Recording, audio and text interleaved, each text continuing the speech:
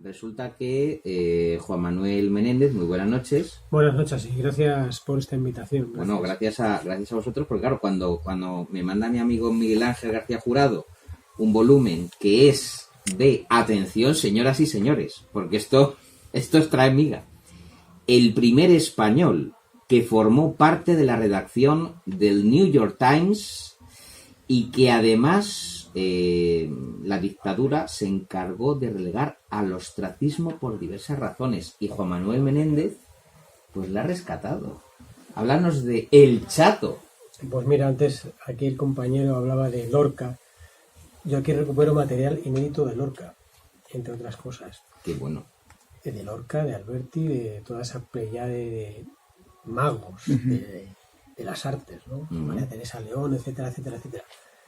Pues precisamente yo soy abuelista, es una religión nueva, que somos aquellos nietos que hemos pasado más tiempo con nuestras abuelas, por motivos diferentes, y yo crecí pues bajo, digamos, el brazo de mi abuela Avelina, que era la mujer de Jaime Menéndez el Chato, y siempre se me quedó grabada una frase, que es la frase que le dijo Dolores Ibarburu a mi abuela: si hubiésemos ganado la guerra, tu marido hubiese sido ministro de Cultura.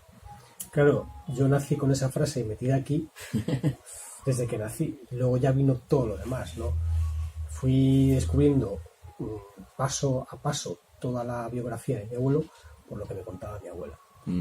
Y claro, cuando yo ya me hice mayor, vi todo este proceso de la memoria histórica y demás, y vi que se empezaba a hablar de muchos personajes, digo, joder, nadie habla de mi abuelo. Coño, fue el primer español redactor del New York Times. Y ya, sacaban no sé qué. Asturiano, no sé para más señas. Asturiano. Y entonces me tiré la manta a la cabeza y dije, como no lo haga yo, me parece a mí que no lo va a hacer nadie. Y entonces pues así fue, tal como lo ha contado Miguel, les mandé mi propuesta gracias a que yo soy oyente de la radio. Ajá. Y en la radio os conocí con un proyecto del cual yo me hice mecenas, que es curiosamente Españoles Franco ha muerto. Entonces lo estaban anunciando, porque ese proyecto sí que tiene mucha andadura ya. Ha llevado casi 2 años de trabajo, sí. Pero creo que si has visto el resultado final, merece la pena. Espectacular, porque yo ya lo tengo en mis manos y es increíble ese trabajo de Marisa Flores y de Carlos y de Raúl Cancio, perdón. Bueno, Jaime Menéndez Fernández, alias El Chato, en 1919 emigra con varios de sus hermanos a Cuba. Ese es el salto del charco que hace tu abuelo. Ese es el primer salto que da, como la mayoría de los asturianos que van a Cuba, la mayoría fueron a buscar prosperidad económica, y mi abuelo fue a buscar prosperidad artística, como se puede denominar en esta mesa, para que, bueno, pues me entendáis mejor. Él tenía su sueño, que era terminar siendo periodista en Estados Unidos. Y ahí empezó, ¿no? ¿Y cómo le vino? Porque claro, tú imagínate, año 1919, ¿cómo le viene ese afán? Pues le viene ese afán, bueno, es que su historia es fascinante porque nace en Sobrerriba, que es una aldea que está justamente arriba, ahí el nombre, de Cornellana, en Asturias, pues bueno, donde está el monasterio famoso de San Salvador, y era una aldea que apenas tenía 100, 200 habitantes, pero era hijo del maestro. Del maestro que le inculcó todo el amor al arte y a la literatura. Y por ahí empezó él a amar pues la literatura. Él con 12 años se había ventilado los clásicos de Shakespeare. Con 12 años sustituía a su padre en la escuela cuando él se ponía enfermo. Su padre le veía ya tan capacitado que le decía, mira hijo, hoy ve tú a la clase que yo estoy malo, porque era increíble. Y bueno, de ahí viene el sobrenombre del Chato, porque precisamente fue corrigiendo un examen de una compañera que le suspendió a la susodicha, y ella pues en plan venganza le puso la zancadilla, cayó, y se partió el tabique nasal, se lo aplastó y ahí surgió el mito. Que las piedras de Asturias son muy duras, ¿eh? Madre mía. Así que... Bueno, ¿cómo se adapta un asturiano como Juan Manuel Menéndez a una lengua que no conoce? Claro, porque una cosa es La Habana, el círculo de La Habana, ese círculo salense, y otra cosa es la Gran Manzana, la Gran Nueva York. Pues como casi todos en esa generación, de forma autodidacta, que es lo más, digamos, enriquecedor de esa generación. O sea, cómo una persona puede aprender un idioma comprándose la Enciclopedia Británica con su primer sueldo en La Habana, y a partir de ahí pum, pum, pum, pum, pum, pum, pum, pum. Y como le dijo Herbert Lionel Matthews, textual, cuando le recibió en su despacho. Voy a decir la palabrota porque se la dijo textualmente. Manda huevos que escribas mejor inglés que yo, siendo de un pueblucho de Asturias. Eso le dijo. Herbert Lionel Matthews. Bueno, eso fue en la redacción de New York Times, y bueno, pues ahí recibió felicitaciones, tuvo una vida muy completa, y atención, se codeó, que ya nos hubiera gustado los que estamos aquí, con Tennessee Williams, el hispanista Hermann Elspeth, Bárbara Matulka, otra hispanista, y intelectuales como Boris Gamsiu, Claude Bowers, George Wright y August Jennings. Y conoció a Federico García Lorca cuando dio una conferencia en la Universidad de Columbia en 1929. Curiosamente. Y luego, bueno, pues en el rotativo El Universal, en Nueva York, también estuvo muy vinculado, y allí conoció también a las plumas de Miguel de Unamuno, José Martínez Ruiz, Ricardo Gutiérrez Abascal, y esa coordinación, esa labor de coordinación la hacía él. Claro, él se llega a codear con toda esa playa de intelectuales y llega a ser un periodista muy, muy reconocido en todo ese ámbito. Y bueno, hasta el punto que cuando se proclama la Segunda República es uno de los encargados de primero formar una alianza que ha pasado también totalmente desapercibida, que era la Alianza de Españoles Republicanos de Nueva York, que lanzaron además su revista que se llamaba España Republicana. Y bueno, mi abuelo era uno de los puntales más importantes de esa revista, que tenía colaboradores tan magistrales como Salvador de Madariaga, el mismo Álvaro Azaña o Gregorio Marañón.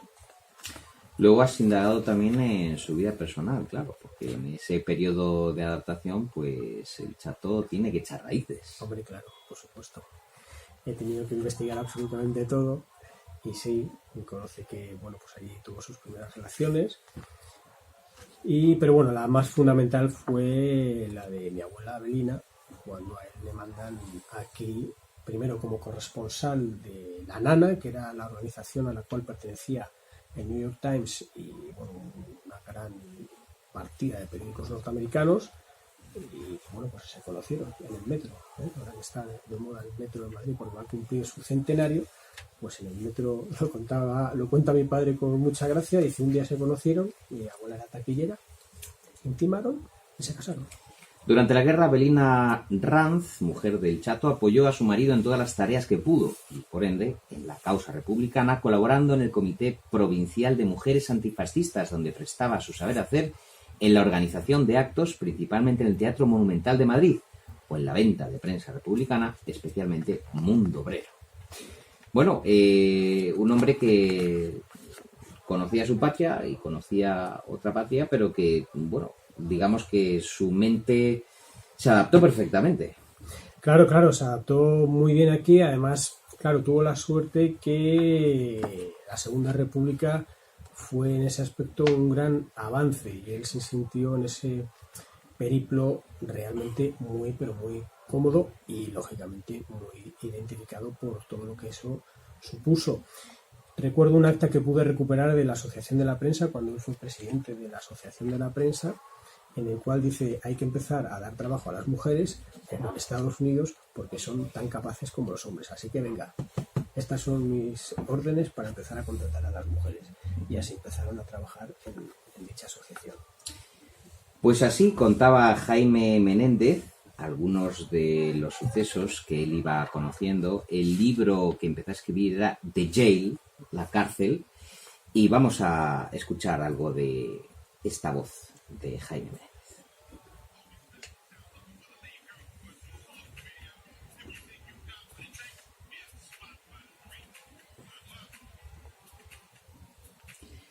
Aún más trágica y terrible era la visión de los hombres en cantidades que se incrementaban día a día, que llegaban a la cárcel destrozados, en una condición tal que era difícil de reconocerlos. En muchos casos no eran más que conjuntos de carne vertical, cruda, sangrante, las marcas que recorrían el cuerpo a lo largo y a lo ancho, dejando en la piel un entramado artístico, dejaban una serie de sinuosidades hacia arriba y hacia abajo del cuerpo, lo que recordaba bastante la corteza del roble. Aquí y allí montones, trozos de carne golpeada, decaída, que se veía en una oscura hinchazón púrpura, de vasos sanguíneos rotos que habían vaciado su contenido, un espectáculo imponente que parecía no conmover a nadie. Los hombres entraban en una masa de carne golpeada para ser arrojados literalmente en una celda, en un dormitorio, sin siquiera un vendaje, un poco de agua tibia para lavar y curar las heridas. No recibían ningún tipo de atención. No había caridad cristiana para ellos, vulgares, vestigios despreciables de humanidad residual. En cambio, ellos eran objeto de burlas permanentes y constantes. Algunos de ellos permanecían durante horas, días, tirados en el suelo, desnudos. Otros, con la ayuda de amigos o compañeros, bajaban al patio para que el sol ayudase a curar lentamente sus heridas y cicatrices. Un estilo expresionista, un estilo que casi se va cincelando a medida que uno va leyendo, porque es muy, muy pintoresco, y muy real. Un estilo muy especial el Togolo. Sí, yo recuerdo porque ese libro lo escribió en inglés, Uh-huh. en un inglés muy rebuscado, Uh-huh. porque claro, ese libro lo sacaban a escondidas de los campos de concentración o las cárceles donde él estuvo, tanto mi padre, que era un chavalín de 5, 6, 7 años, como mi abuela. Y su obsesión era no preocuparos, que si un día os registra y os lo encuentra la Guardia Civil, aunque sepa inglés, no se va a enterar. Y así pasó, que cuando lo tuvimos que traducir, yo sé medianamente inglés, mi padre sabe perfectamente inglés porque se lo enseñó mi abuelo y trabajó toda su vida, primeramente en la base aérea de Torrejón con los americanos y luego en la Transwater Lines. Y bueno, dominaba el inglés perfectamente. Cuando hubo que traducirlo en un primer paso, que se lo empezó él a traducirlo, dijo, me pierdo. Y lo tuvimos que llevar a una persona especializada que cuando terminó el trabajo me dijo, este es el mejor trabajo que me ha caído en mi vida. Durante los últimos años de cautiverio, en ese trabajo de lucha y formación clandestina, hubo un hombre clave que acompañó a tu abuelo, a Jaime Menéndez, que fue Nilamón Toral, campeón de boxeo, jefe militar del Ejército de la República y comisario político y colaborador de Ahora.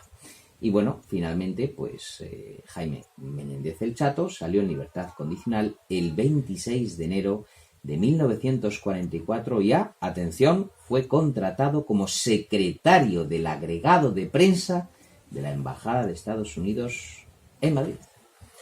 Nada más y nada menos. Claro, él seguía teniendo sus contactos en Nueva York, entre ellos Claude Bowers, que había sido embajador, y Mr. Bonsall, que era uno de los que estaba ahí al pie del cañón en la embajada estadounidense.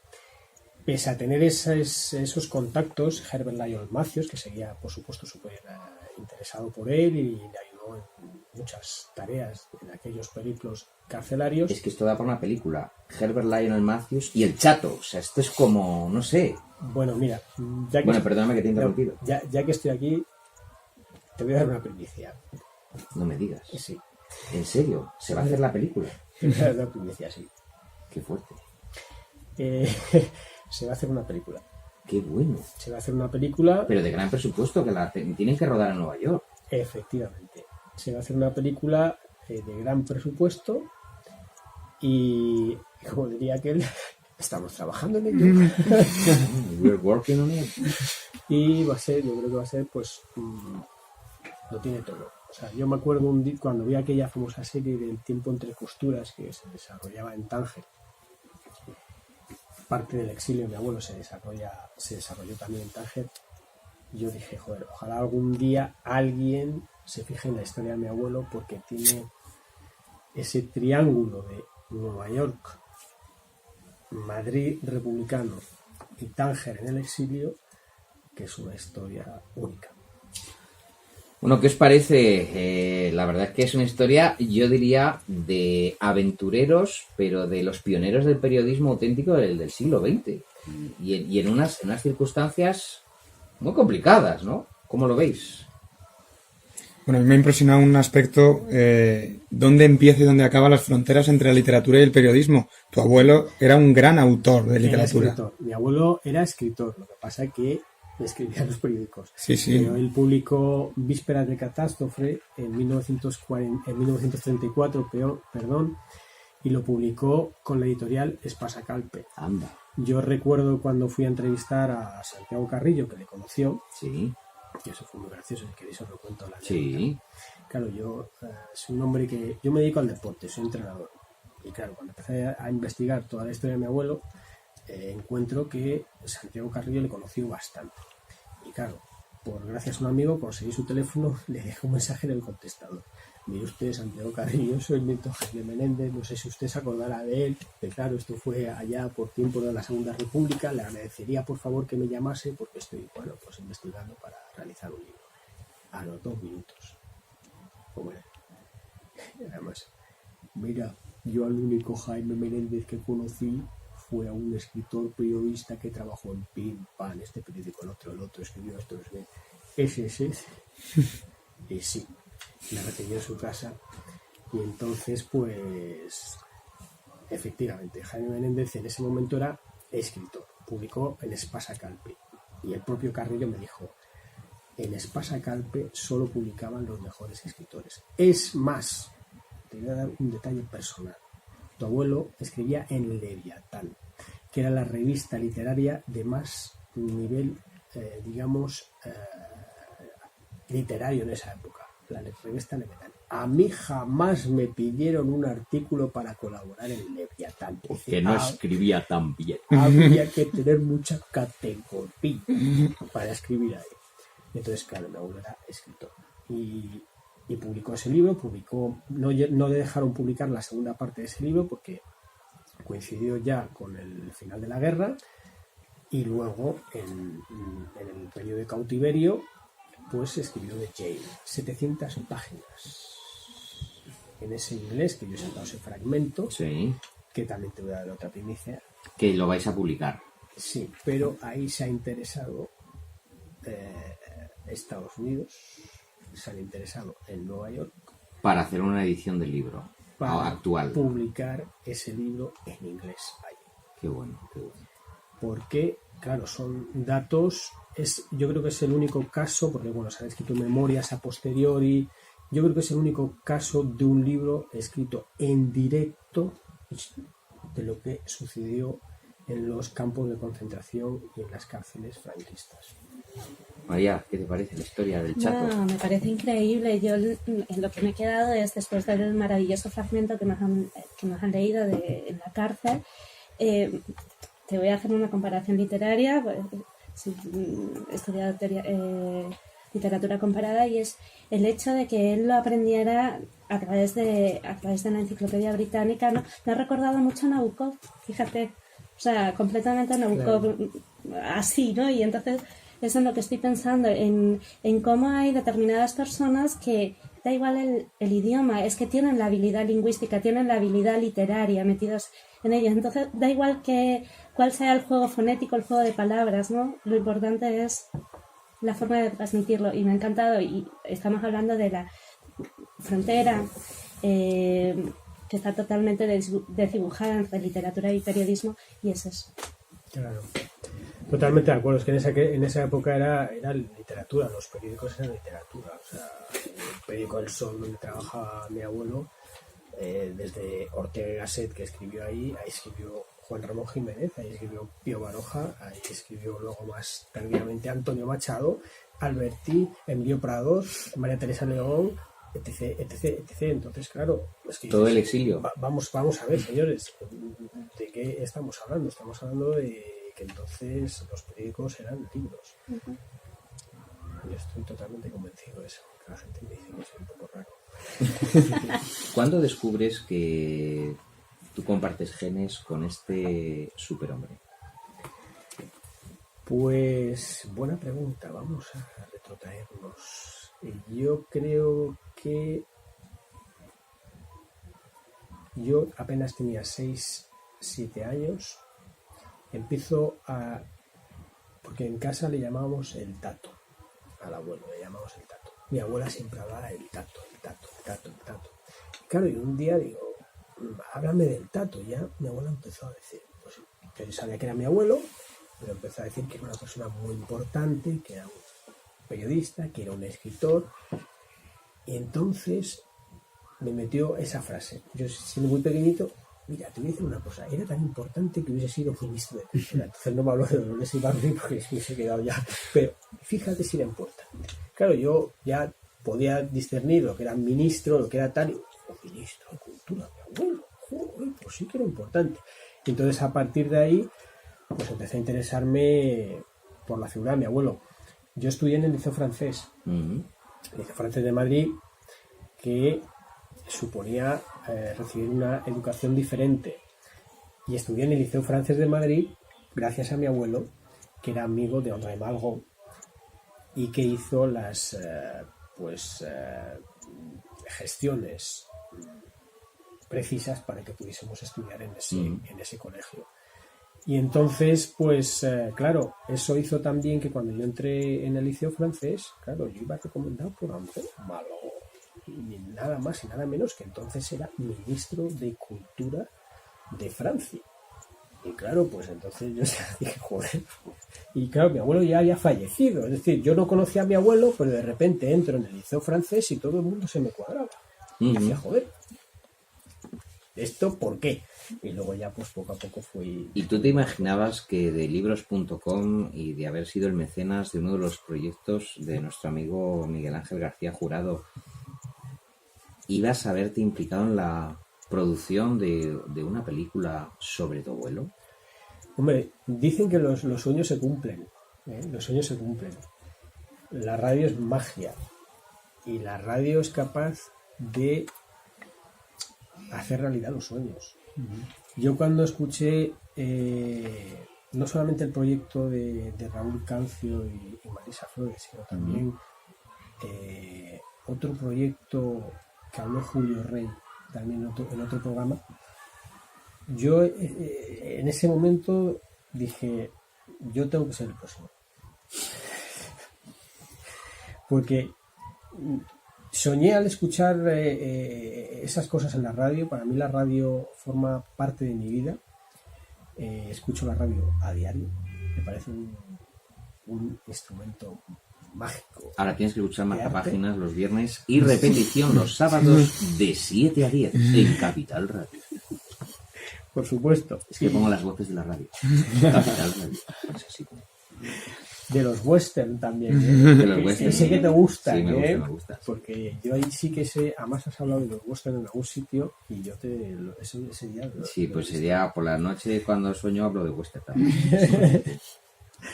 Y entonces, pues claro, escuchando, yo tuve ese sueño y dije, voy a poner. Y así fue, lo mandé, tuvimos ahí las primeras reuniones en libros.com, todo el mundo desde un primer momento ilusionado con la historia y hicimos una campaña que la verdad que trabajamos todos como el equipo A, yo siempre como el equipo A. Y es que además Antonio Rubio, este hombre, estas energías, ¿tú dónde crees que las saca este hombre? Pues de Luis Oteiza, supongo, Madre y compañía, mía. Porque y otros grandes escritores. Yo sé que a él le gusta mucho Luis Oteiza y es que Luis Oteiza era pura energía, o sea, era increíble. Y yo creo que todos aquellos que tienen personajes literarios como referentes se empapan de toda su energía y de todo su poder. Y luego, claro, la plasman en su realidad cotidiana para hacer proyectos de esta envergadura. Miguel Ángel García Jurado nos iba a anticipar algunas cosas y sobre todo títulos que estas navidades los oyentes de Marcapáginas pueden encontrar en libros.com. ¿Qué tenéis ahora y que no debe faltar en los calcetines, los zapatos y en fin, estas cosas que hay por los 25 por la mañana, el día 7 por la mañana, que la gente se encuentra? Bueno, pues el Chato Miradas de una época tiene que estar porque recuperamos un personaje muy importante del periodismo. Sí. Luis de Oteiza. Luis de Oteiza. Vale. Que escribió Antonio Rubio. El exilio voluntario de Larra. Ajá. Emilio Salcedo. Y nos vamos a pasar de la letra a la imagen. Como bien ha dicho Juan Manuel, Españoles Franco ha muerto. 2 volúmenes de fotografía que refleja toda la transición. ¿Vale? De Marisa Flores y Raúl Cancio, que para quien no lo sepa son 2 de los mejores periodistas, fotoperiodistas y editores gráficos de España que ejercieron como redactores jefes del país. Y ahora que ha dicho aquí el compañero Juan Manuel, la recomendación de Julio Rey, El animal ilustrado, de Ricardo Martínez, un libro de ilustraciones de animales hiper realista y que todo el mundo tendría que tener en su biblioteca. Estoy viendo aquí que algunos de los títulos han recaudado 6.780 euros. No, 7.000, 8.000, 14.000. Bueno, pero esto es una barbaridad. Bueno, con el tiempo vamos perfeccionando el sistema. Claro, cuanto más mejor euros, más tirada, más difusión. Eso es, más lejos podemos llegar. Más lejos podéis llegar con el libro. Mayor campaña, eso es. Mayor inversión de esfuerzo. Eso es. Detrás de todo esto hay un gran equipo, ya somos 10 personas a tiempo completo, una red de colaboradores muy importante. 10 personas a tiempo completo. Madre mía. Pero si llegó aquí Miguel Ángel y dijo... Hace 6 años. Hace 6 años. No, yo quiero montar un proyecto, tal, estoy ahí empezando. 10 personas. 400 títulos. Barbaridad. Y lo que te he dicho, 6 años de que empezamos a hablar del primer libro, que fue el de Lorenzo Silva, que hay que reconocerle también que apostara por nosotros y confiara en lo que en aquel momento era un experimento. Bueno, pues amigo Juan Manuel Menéndez, autor de El Chato, Miradas de una época en libros.com, pues es un placer tenerte aquí. Igualmente, voy a decir una cosa, hablando de un libro, también de esta editorial, que me gustaría recomendar, si es posible, ¿sí? Margot Moles, el libro de Margot Moles de Nacho Ramos, porque es también fascinante esa historia y lo bien escrito que está. Margot Moles de Nacho Ramos. Sí, es espectacular. Nos gusta recuperar personajes de la historia que todos tendremos que conocer y su uno más. Es la primera española que fue plusmarquista mundial de lanzamiento de peso, nada más y nada menos.